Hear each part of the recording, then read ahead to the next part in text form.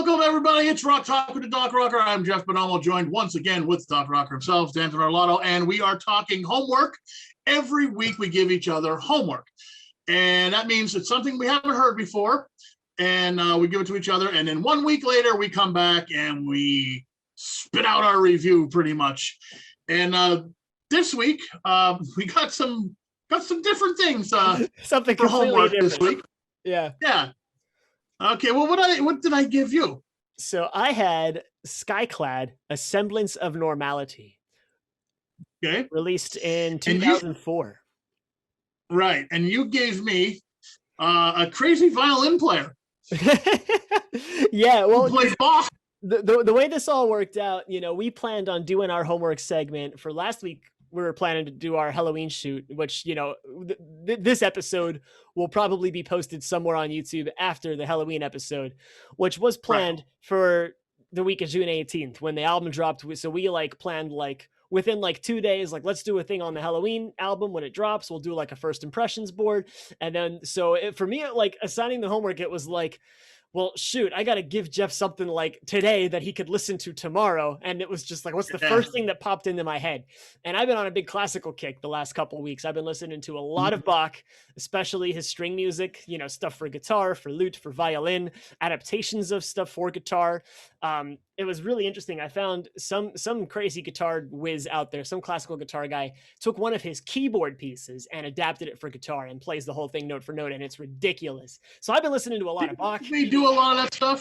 Yngwie Malmsteen, didn't he do a lot of that stuff too? Not quite in the same way, but sort of, yeah. I've been listening to a lot of classical. Bach's been my big guy. So I gave Jeff, it is Bach's Violin Partita in B minor. And I want to say it's played by, I forget the guy's name. He's Sato. Yeah. Is it pronounced Sato? Sato? I'm not sure. Let me. S-A-T-O. Yeah, that's his last name. Bach Society. That's how it's listed. Yeah, there's a whole YouTube series, and if you're into this kind of don't even try to pronounce his first name. Definitely. His first name is you're gonna kill it. Oh, probably. Well, we'll see, because I don't remember it. Hang on, let me see. I'm gonna look it up right now, because I listened to him play this particular partita, which is my favorite one. Well, while you look it up, let me tell you what I thought about this. First of all, I do like Bach. I really like his stuff. It's Shunsuke. I always like Shunsuke Sato. Oh Jesus, yeah. See, I'm not even gonna try to pronounce that. I'll call him Sato. He's my new favorite violin player. I love him to pieces. He is great. I love his recording. That's amazing.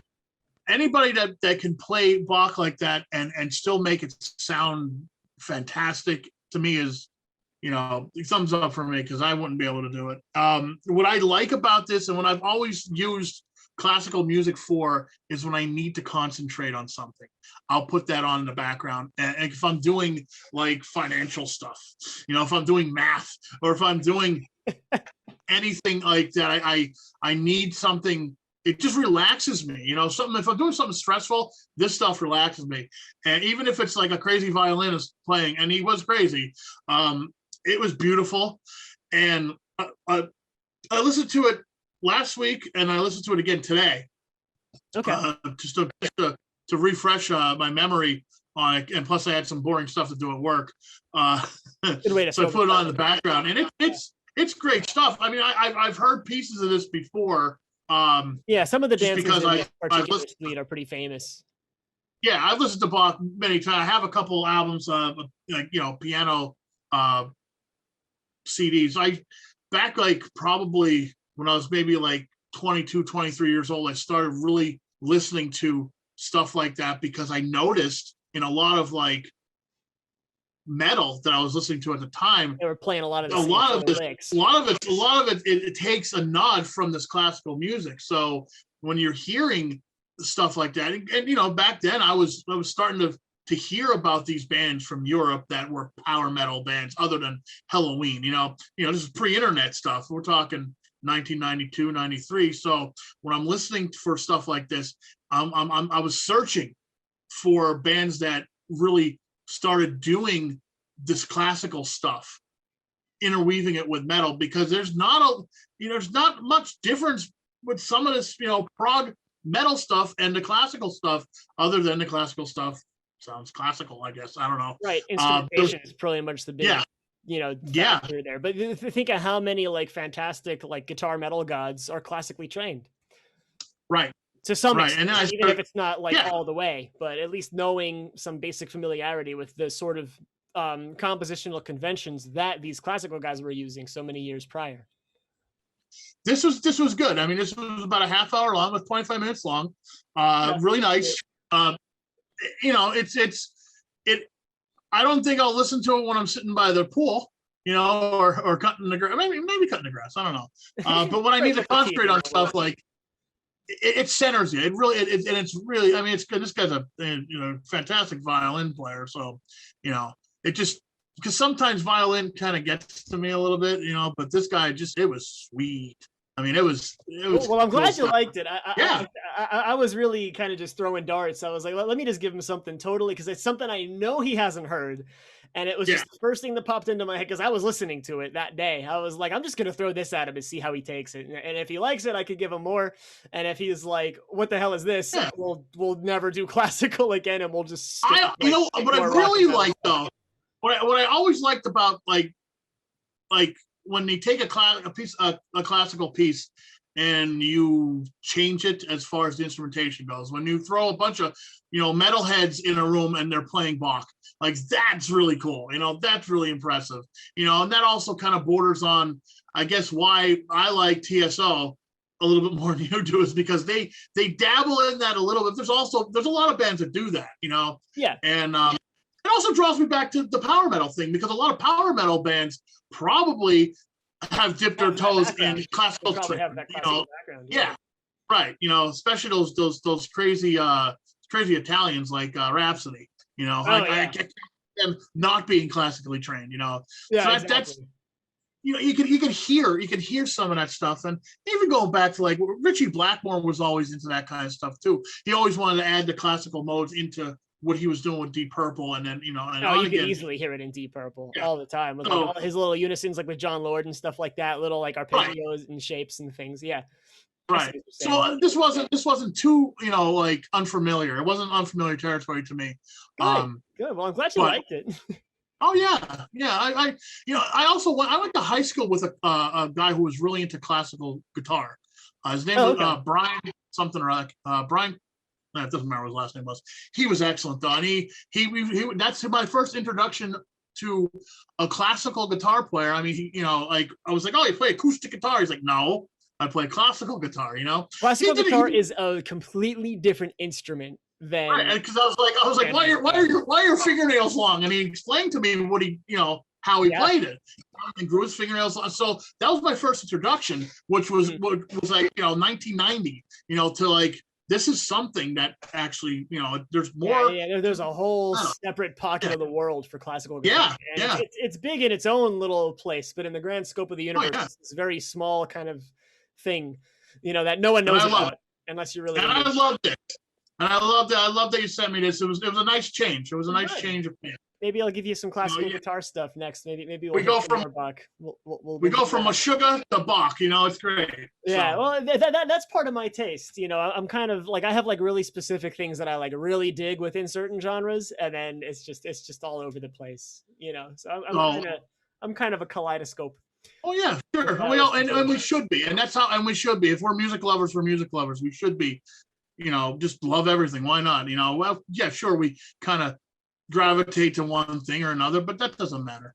Okay, let's move on to Skyclad, because I want to know what you thought about this album. This album's a little different. This album blew my mind. It was awesome. Wow. So I listened to, I did about half of it last Friday in preparation of what was going to be us shooting the podcast last week. And then, I was talking to you and you said something came up, we can't shoot. So I figured, well, let me stop here. Because I'm gonna want to like hit it fresh, because I like to do the listen the day of, so that way I'm just coming right in with like I just heard it before we got together to do the shoot, and I could give you like what my like complete cold first impressions were. So I got as far as 10 Little Kingdoms last week, and kind of pretty much re-listening to it today it was pretty much the same journey of like, all right, intro, the little pipe solo thing. There's like a minute of like instrumental music that they open the album with. That's like, this is like this really cool kind of like folky kind of, medieval fantasy sort of thing. And I know like I kept putting power metal in the back of my head, but I know these guys are not that, they're folk metal. And while there are some parallels you can draw as far as like the content between those two styles, folk metal will never deliver for me the same way the power metal does. And I kind of had that expectation of like, I'm not really sure how much of this I'm gonna like totally dig, because I'm gonna like the stuff that's like real power metal-y, but the other stuff maybe not so much. It's not all just Knights and Dragons. There's a lot of like acoustic guitar kind of things. There's a lot of taw tales. There's a lot of drinking songs. There's literally a song called Another Drinking Song, which I thought was hilarious, and I actually really liked it. But yeah, for me, like it was one of those things where like across those first 8 tracks, like each track got better than the last one. And stylistically, this album is kind of all over the place. It's really heavy. There's a lot of really heavy guitar riff stuff going on, which I thought was awesome. I really liked that part of it. I liked the singing. I thought he had a really nice kind of bassy, like reedy sounding voice that just lended itself really well to the folk metal style. It wasn't like this crazy high operatic stuff that I like know and love, but it was, even though it was very different than that, it wasn't bad at all. It was quite good. I thought the singing was excellent, and it was like very much fitting the style that they were going for, I guess.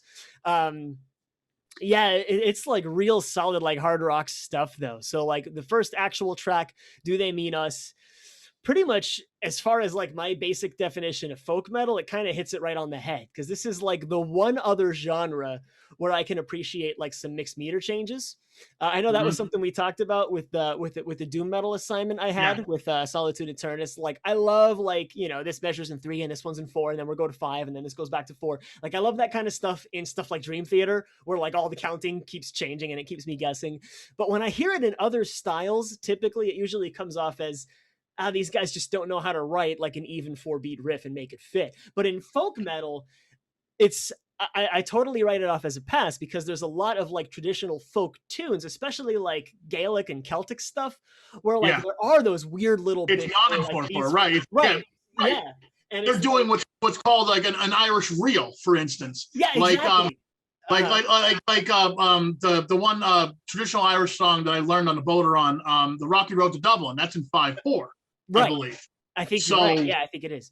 So it's a lot of it isn't in 4/4. It gives it more of a up and down kind of it sounds not as like formal and nice and neat. It's not classical at all. It's totally like its own separate. Like this is passed down from father to son for generations and generations. It's never written down. It's all passed on with oral tradition. So a lot of the basic musical formalities are lost, which I really like. And hearing it in folk metal is really cool, because they imitate that very well.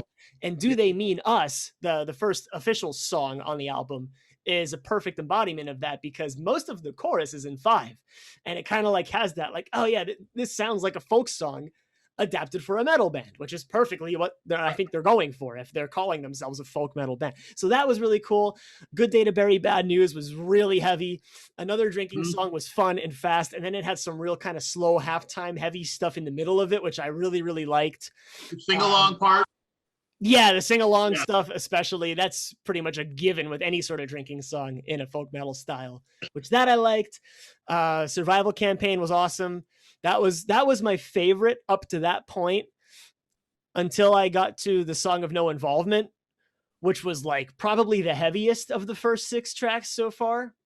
And that was like, at that point I was like, I know I'm going to like and enjoy the rest of this album. There's really, at this point, there's nothing they can do wrong that I'm going to say, ugh, I really don't like this. And sure enough, I was right. Parliament of Fools was really cool lyrically. There was a lot of really nice delivered lines, which once again, me not really paying much attention to lyrics at all, especially on a first listen. The fact that it caught my attention. I like the vocals on that one. The vocal harmonies and stuff are really cool on that one. Yeah, really, really folky. A lot of like open droning fifths and stuff like that. It was really, really folky. It was really, really fast. It was really, really fun. It was really cool. Like I said, lyrically and vocally, I think the lines all tie themselves together really, really nicely. That one was probably, that might be the strongest song on the whole album, come to think of it. That one was really good for me. Song of No Involvement I liked better because it was heavier, but Parliament of Fools was sick.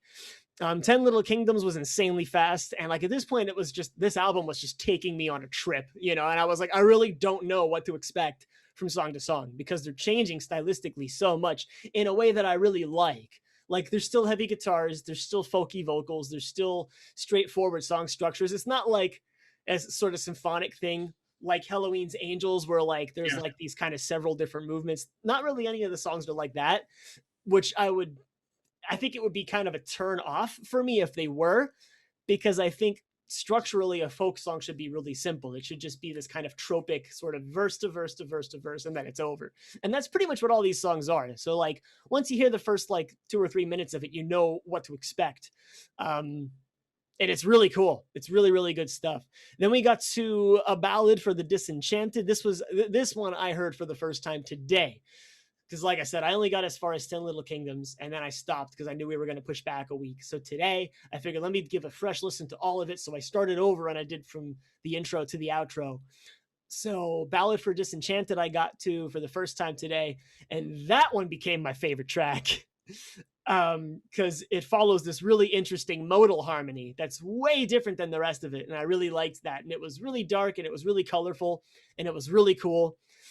And then Lighten the Load, I think if I remember that one right, it had like a really kind of soft, like acoustic-y kind of start. And I was like, all right, this is going to be the slow, soft song. This is going to be the low point in the album for me. And then it hits you with this like balls heavy riff, and, and all the distortion comes back in, and they like really like double down on the melodies that are established in the first minute and deliver it in a much heavier limelight. And I thought that was awesome. So that one I really liked.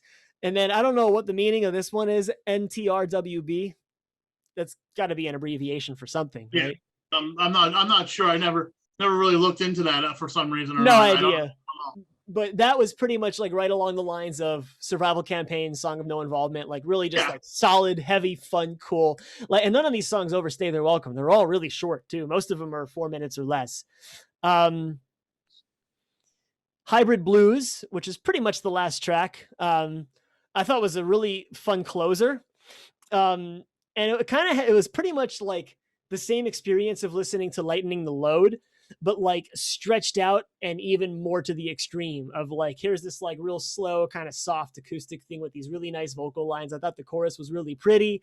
And then as the song progresses, it just builds and builds and builds and gets heavier and heavier. And by the end of it, I was like, this is awesome. This is like such a strong song, and you know, and it's so different than everything else, but really that's saying something because every song is so stylistically unique and different, and I liked every single one of them. There wasn't a single track on this album that I didn't like. Even the outro, which was pretty much just like a little minute and a half kind of trailing off thing, and there really wasn't a lot of musical substance to it, but it was still something like, all right, this is the cherry on top, and I kind of want to just go back and start it over and do it again, which is I think what they were going for, I think. So I loved it. I thought it was cool. I'm glad you loved it. Especially, I'm really glad. I remember like my last Skyclad experience was like not so hot. I didn't really. Yeah, you didn't really like it. That was the Answer Machine. Yeah, that one was just kind of like a weird, like different in a way that I didn't like. This was a different in a way that I like. I really, really liked it and gravitated toward it right away. It was an instant hit for me. So I would say I would use this as like a really good introduction to an outside listener of like, listen to this if you want to get an idea of what folk metal is and what it could be. And you can compare a lot of other stuff to this. And I think that would be really, really cool. So yeah, I loved it. It surprised me. I was very, very impressed. I'm really glad you liked it. I wasn't sure how you were going to feel about this, but because when I gave you the Answer Machine, and that was one of their earlier albums with their original singer, I thought you were going to like it. You came back, you're like, no. So I'm like, well, and then I go back to this album once in a while, and I'm like, let me shoot it off to him and see what he thinks of it, because it is pretty different than the Answer Machine. Now, all Skyclad albums, the one thing about Skyclad is they do change from album to album, which is really nice. This is their 11th studio album. It was, released in 2004. Mm-hmm. It's the first album of original material recorded by the band with Kevin Ridley as their vocalist. Now, Kevin Ridley's style is, like you were saying, you like his style. It's like a more melodic, like an Irish pub type voice. I love He's that like, kind of stuff. you could imagine this dude singing, with his acoustic guitar in some bar, like just singing. They could easily use a bodhrán instead of a band, and it was he has that really like that pub voice. That's how I can. Parliament of Fools. Right. And this album, they go back to more of a heavy experimental style, like you said, and like their classic rock influences are really obvious, and it's heavy, really heavy, and there's still acoustic guitar through the whole thing. But what I've noticed is when they're playing, like it's usually color. It's not really. It's being played along. What they're doing. Yeah. Right, because there's a heavy guitar on top. Guitar being used like that, I think that's a really good use for it. Yeah, because there's heavy guitar on top of it, and the heavy guitar is usually like mixed a lot louder. So you can still, if you listen closely, you're hearing that acoustic strumming underneath, which gives it a folkier feel, which is great. I'm glad you liked it. I can't say much more about this album than you haven't said, and I do keep going back to it. And this was the first. Skyclad has a couple more albums after this one with Kevin singing, because Kevin is still in the band. The original vocalist is gone, so the other albums that they have follow this style as far as singing goes and presentation. They get a little bit more folky with more violin and stuff in the later albums again. But like I said, every album they do is a little bit different than the other. Do They Mean Us, Another Drinking Song, and Parliament of Fools are probably my three favorite. And there you go. We got an album and a crazy violinist playing Bach for our reviews. Woohoo! Yeah, and that's about it. So join the Rock Talk with Doc Rocker Facebook group on Facebook. Find us, and of course, subscribe. And I will see you next time when we do some more homework.